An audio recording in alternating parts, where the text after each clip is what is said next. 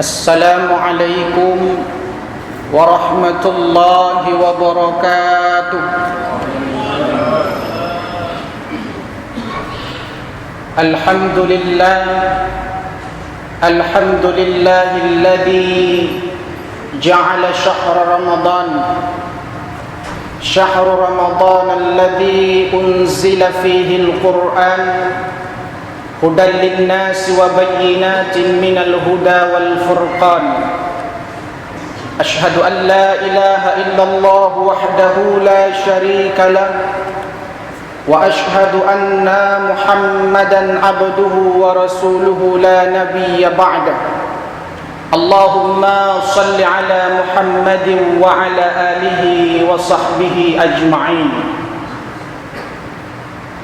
وقال الله تعالى في كتابه الكريم أعوذ بالله من الشيطان الرجيم بسم الله الرحمن الرحيم يا أيها الذين آمنوا كتب عليكم الصيام كما كتب على الذين من قبلكم لعلكم تتقون. وقال نبينا محمد صلى الله عليه وسلم Man qama ramadana imanan wa ihtisaban ghufira lahu ma taqaddama min dhanbi. Rawahul Bukhari wa Muslim. Sadaqallahul azim wa sadaqa rasuluhul karim. Hadirin hadirat, tengku-tengku, para asatidz, bapak-bapak, ibu-ibu yang dimuliakan Allah Subhanahu wa taala. Segala jenis pujian kita persembahkan kepada Tuhan kita Allah Subhanahu wa taala, Zat yang telah menciptakan kita, Zat yang telah memanjangkan umur kita hingga hadir umur kita pada Ramadan 1435 Hijriah. Mungkin tahun lalu kita berpuasa dengan sanak famili, kita berpuasa dengan handai tolan, kita berpuasa dengan keluarga kita. Mungkin hari ini mereka tidak bisa lagi menikmati manisnya bulan Ramadan 1435 Hijriah karena sudah duluan dipanggil Allah Subhanahu wa taala. Maka mari kita syukuri yang tinggal beberapa hari lagi ini. Kita tingkatkan ibadah kita tingkatkan kualitas iman dan takwa kita kepada Allah Subhanahu wa taala. Selawat dan salam kita persembahkan kepada junjungan kita bersama Nabi besar Muhammad sallallahu alaihi wasallam, kepada keluarga, para sahabat, para ulama, dan kepada kita semua dan orang-orang yang setia mengikuti sunnahnya hingga akhir zaman kelak. Hadirin hadirat sidang jamaah salat subuh rahimakumullah. Imam Al-Ghazali membagi penyakit menjadi dua. Imam Al-Ghazali membagi penyakit menjadi dua. Yang pertama beliau sebut dengan penyakit jasadiah, dan yang kedua penyakit ruhaniyah. Apa beda penyakit kedua ini? Kalau penyakit jasadiah sering kita sebut dengan penyakit jasmani, penyakit ruhaniyah sering kita sebut dengan penyakit rohani. Penyakit jasmani adalah penyakit yang ada pada anggota badan kita. Penyakit jasmani adalah penyakit yang ada pada anggota tubuh kita. Contoh, panu, urat, sariawan, sakit tenggorokan, panas dalam, rematik, yang termasuk golongan penyakit-penyakit jasmani. Adapun penyakit rohani adalah penyakit yang ada pada ruh kita. Penyakit yang ada pada ruh kita. Mana contoh penyakit rohani? Iri, takabur, riya, sum'ah, sombong, kikir, pelit, bakhil. Itu termasuk golongan penyakit-penyakit rohani. Timbul pertanyaan, bagaimana cara menyembuhkan kedua penyakit ini? Kalau penyakit jasmani itu yang bisa menyembuhkan dokter, obat, kita ke rumah sakit, kita ke apotek beli obat, cek ke dokter. Oh, sakit kepala, Panadol obatnya. Oh pegalino oskadon. Oh batuk ada OBH. Sakit kepala sebelah ada paramed. Ada kurang oleskan cap 19 dan seterusnya. Itu yang bisa menyembuhkan penyakit jasmani. Adapun penyakit rohani yang bisa menyembuhkan hanya Allah Subhanahu wa taala, lewat kita sering ke masjid, lewat kita ke musalla, lewat kita melaksanakan perintah-perintah Allah Subhanahu wa taala. Ketika kita masuk masjid ini, oh iya ya, rupanya saya ini hamba. Kalau saya ini hamba, berarti ada ma'bud yang disembah, Allah Subhanahu wa taala. Saya ini makhluk. Kalau saya makhluk, berarti ada Khalik yang menciptakan kita, menghilangkan penyakit sombong yang ada pada diri kita. Hadirin hadirat yang dimuliakan Allah Subhanahu wa taala.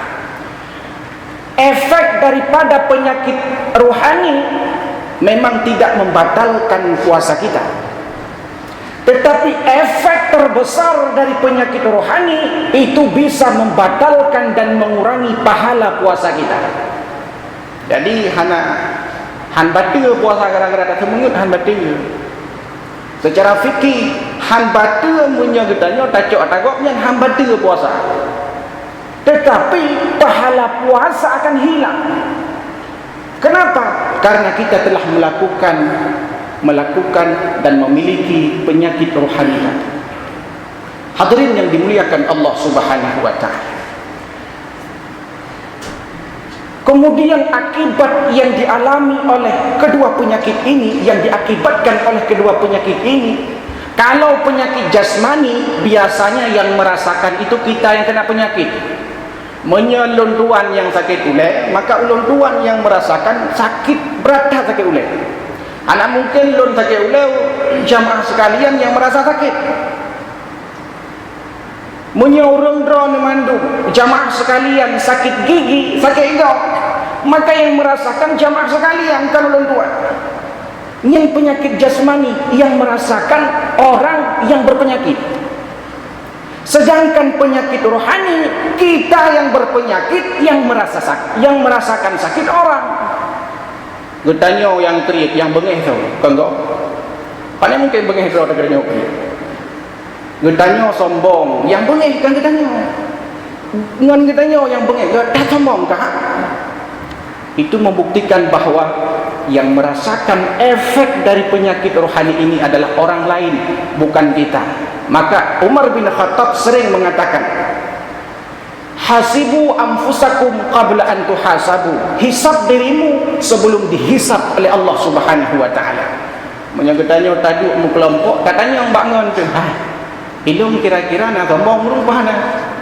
Ilung kira-kira nak kriuk puhana ulun. Katanya mbak di tangga sampai rumah. Ilung kira-kira ke akan rumpahana. Karena hanya mereka yang tahu kita akhlaknya bagus, perilaku kita mulia, hanya mereka yang tahu, bukan kita.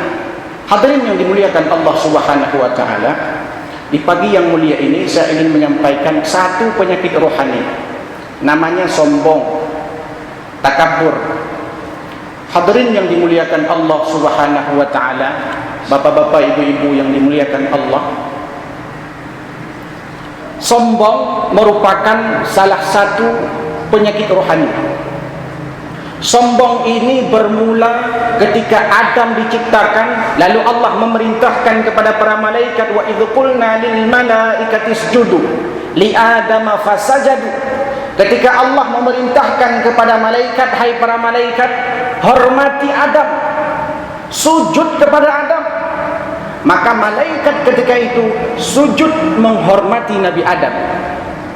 Illa iblis, kecuali iblis. Disinilah bermula penyakit sombong itu. Apa makna sombong?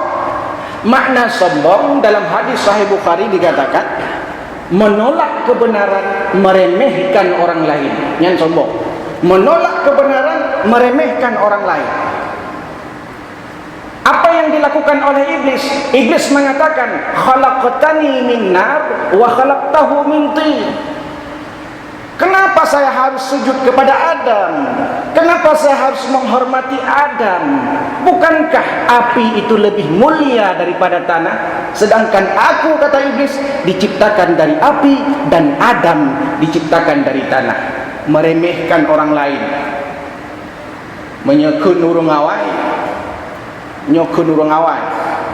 Urang pasai pelebeh draw, urang pesangan petengku draw, urang selimun peimun draw, urang melabuh utuh draw, urang takengon penangan draw, urang Banda Aceh pethe draw, urang Aceh Jaya pekha draw, urang Aceh Utara pemegah draw, urang Aceh Timur pemaju draw, dan urang Lok Sumawe pemameh draw.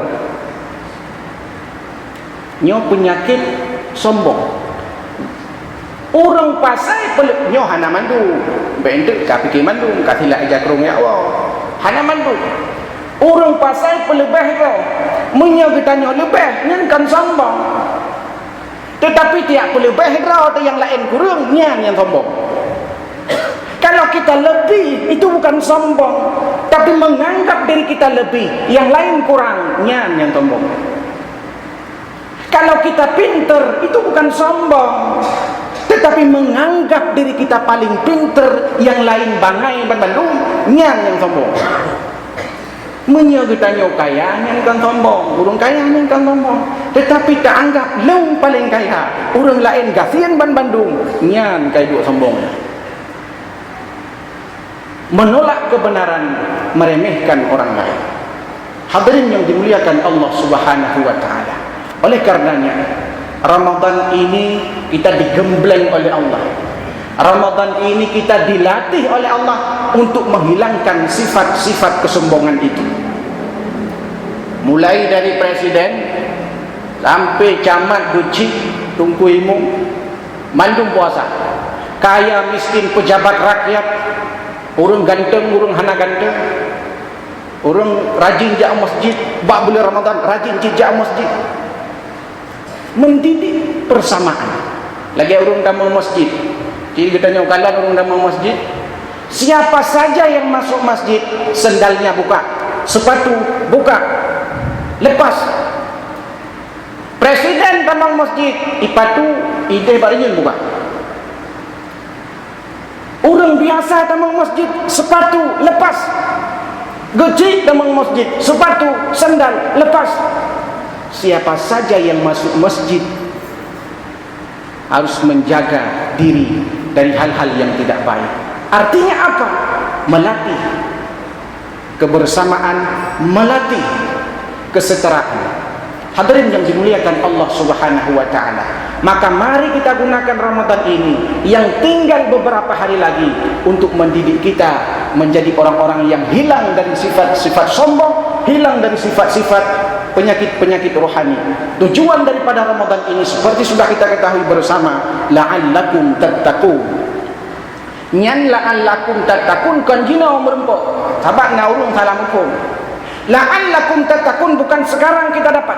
Kapan? Selesai bulan Ramadan baru kelihatan bertakwa atau tidak ini orang. Karena Ramadan hanya kita dilatih sebulan ini, digembleng oleh Allah selama sebulan. Jadi kan jino itanya je kurang bertakwa, menyojino ci mandum tu bertakwa. Menyojino ti rajin kan orang baca Quran karena memang pahala dilipat gandakan oleh Allah. Menyojino orang sembahyang tarawih, orang sembahyang malam ci. Hanya tak hitung nyanduk jai. Bahkan mungkin pulang pun Ramadan yang kena huluan kata. Nyamban semangat diurung bak sembahyang tarawih. Bak bulan Ramadan. Tetapi luar bulan Ramadan nyantu je tak kalah terus. Bahkan ladom cik kai dalam bulan Ramadan kagak ada. Ladom cik model cok puasa pun puasa ke-15 ke heblo. Ode kita yang leureuk pe ngan puasa. Nah, genap sebelum genap. Tapi ada yang pada cik orang pertama uroi 15 uroi heblo. Nyana cik uroi lagi ni. Hadirin yang dimuliakan Allah Subhanahu wa taala.